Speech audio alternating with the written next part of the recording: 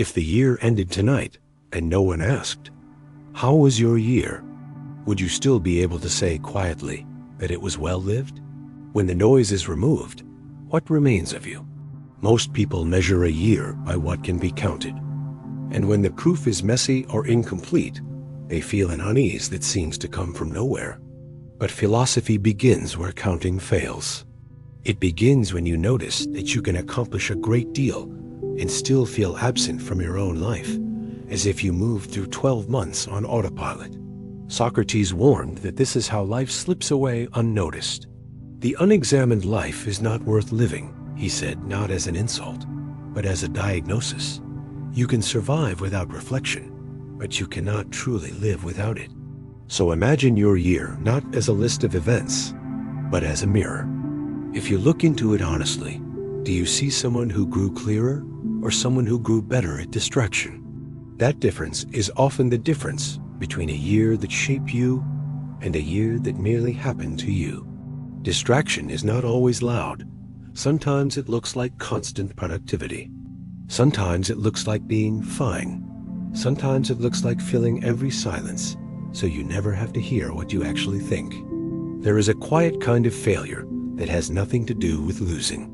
It is the failure of never being present for your own life. It looks like constant motion with no direction. It looks like choosing what you can explain to others while privately feeling that you are not living your own life at all. And because it is quiet, it is easy to miss. You don't notice it until the year ends, and you feel a strange grief for time that passed without you inside it. Epictetus, who began life as a slave, refused to waste energy resenting fate. He begins with a boundary. Some things are up to us, and some are not. On one side are your judgments and choices. On the other is everything you cannot command people: timing, luck, the past. A year goes wrong when you keep trying to seize what was never yours and call it effort. The mind tightens and life feels personal. Philosophy loosens that grip. So if you want to know whether you lived well, ask what you tried to control inside yourself. Did you give your piece to headlines? To strangers? To one message? To a single mood? Marcus Aurelius writes, "If you are distressed by anything external, the pain is not due to the thing itself, but to your estimate of it, and this you have the power to revoke at any moment." That sentence is a door. You can step back from the riot, not by denying reality, but by refusing to let every event become a verdict about you. A well-lived year is not one where nothing went wrong. It is one where wrongness did not own you. It is one where you learned, even slightly, to pause between an event and your reaction. In that pause is your freedom. In that pause, you stop living as a bundle of reflexes and begin living as a person.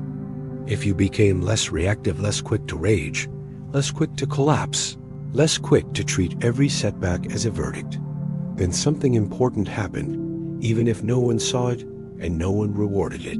But the most decisive changes are not always about control. They are about honesty. There is a deeper, more intimate question. Did you become more honest with yourself? Not in public. Not in the safe, polished way. People admit small flaws. Honest in the private places where self-deception usually survives. Every year offers you opportunities to tell yourself the truth. Many people refuse them, not because they are bad, but because truth threatens the story they have built. It threatens the identity they have been performing. It threatens the comfort of not changing. Socrates believed wisdom began not with knowledge, but with humility. He made enemies because he kept asking people to define what they claimed to know. Under that method is an invitation you can apply to your own life. Become suspicious of your certainty. Ask what you might be avoiding. Ask what you insist is fine when it is not. A well-lived year often looks like a person who admitted confusion, who stopped pretending to be finished, who allowed the uncomfortable possibility that their life needed revision. What did you finally stop lying about? Maybe you stopped lying about what you want, or about what you can tolerate, or about what is hurting you. Maybe you admitted that a relationship was shrinking you, or that a habit you excused was quietly controlling you, or that you were chasing a version of success you did not even respect. If, at any point, you chose honesty over comfort, you did something most people postpone for decades. A single clear confession to yourself can outweigh 100 impressive days lived in denial. Seneca, writing about time, said, "It is not that we have a short time to live, but that we waste a lot of it." Time is not only wasted in laziness, it is wasted when you delay the truth because you fear what it will demand of you.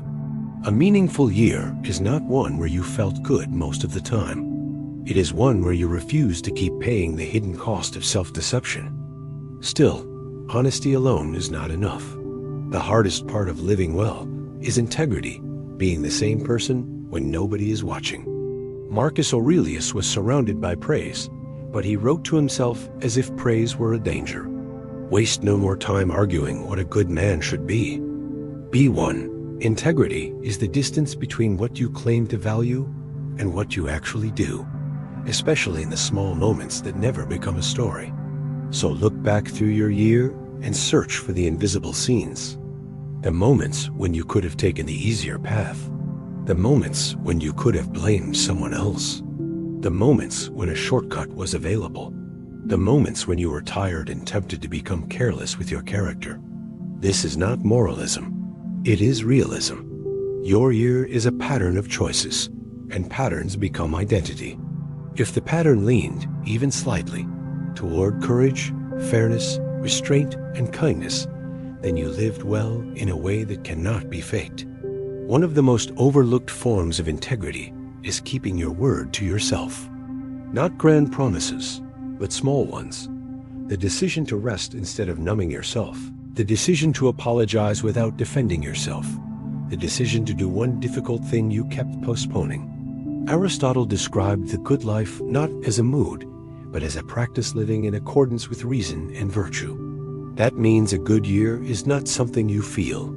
It is something you do again and again, usually without applause. This is where the idea of potential becomes honest. Potential is not a hidden treasure you either discover or waste.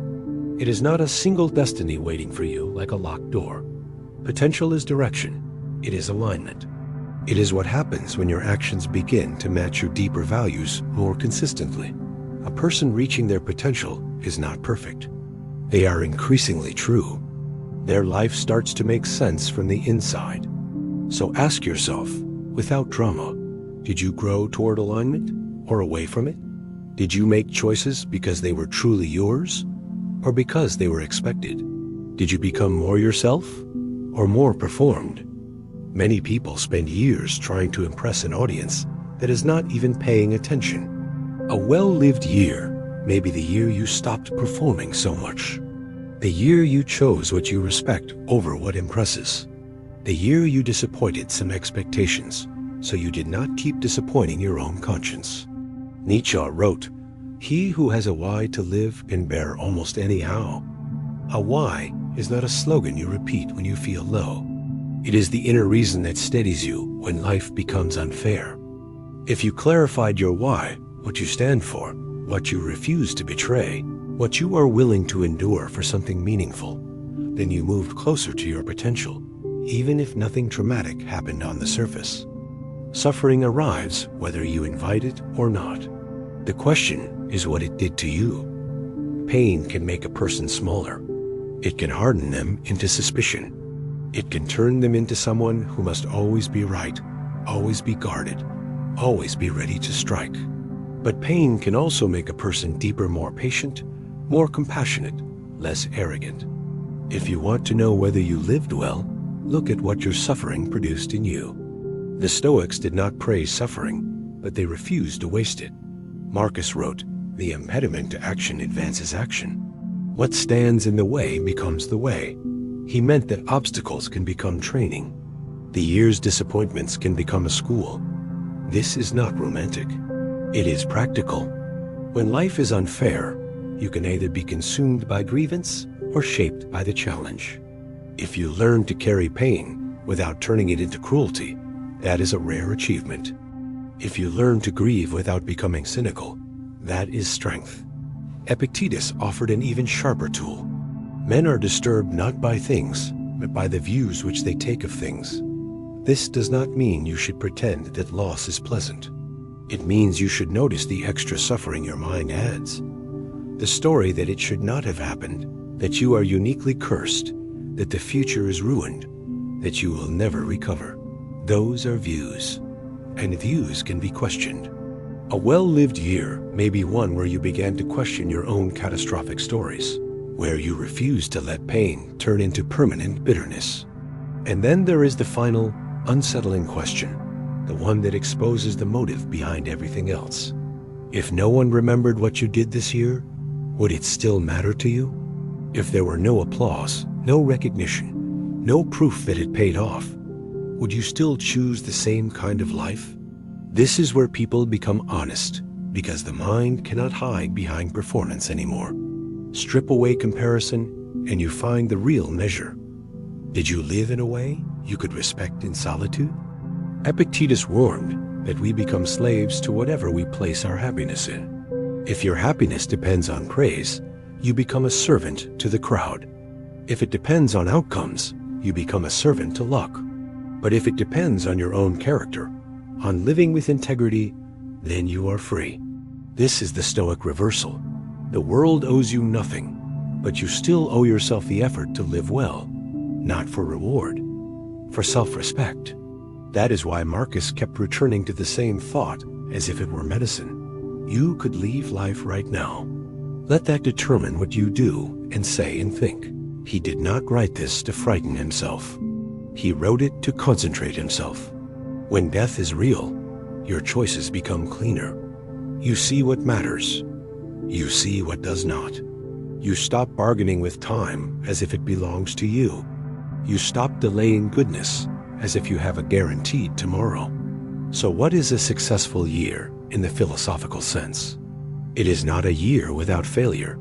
It is a year where you became more awake, where you practiced the boundary between what you control and what you do not, where you chose honesty at least once when it cost you comfort, where you protected your character in a moment that tempted you to abandon it, where suffering did not destroy your capacity to be humane, where you clarified your why, even slightly, where you lived in a way you could respect even if no one ever praised it. And if you are unsure, start small. One honest choice today can reorient a year. If any of this makes you uncomfortable, that discomfort may be useful. Philosophy is not meant to soothe you into complacency. It is meant to wake you up and then refuse to let you go back to sleep inside your own life. It asks you to stop negotiating with the truth. It asks you to become real, so don't rush to label your year good or bad.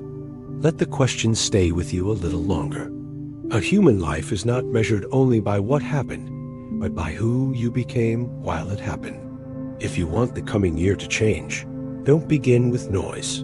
Begin with character. Choose what you can control. Release what you cannot. Tell yourself the truth, and act in ways you can respect, especially when life becomes unfair again.